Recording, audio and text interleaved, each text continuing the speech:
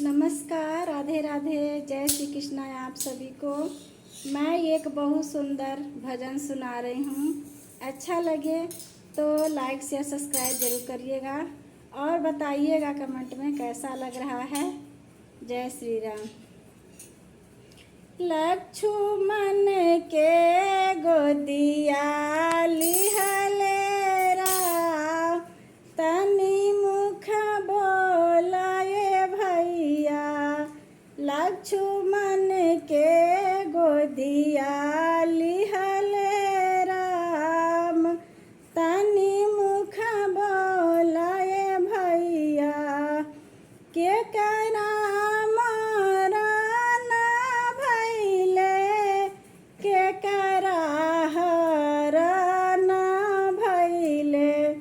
के करा मरण भैले, के करा हरण भैले, के करा लागेला शक्ति बाण, तनि मुख बोलाए भैया। के करा लागेला शक्ति बाण, तनि मुख बोलाए भैया।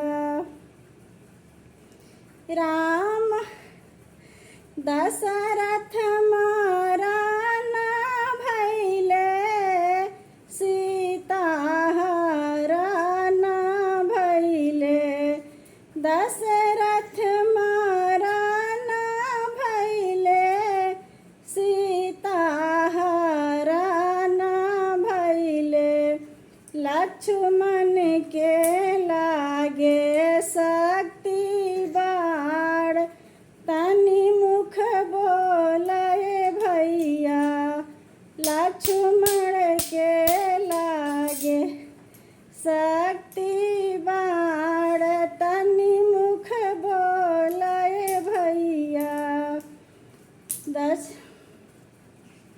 लक्ष्मण के गोदिया लिहले राम, तनि मुख बोलाए भैया। लक्ष्मण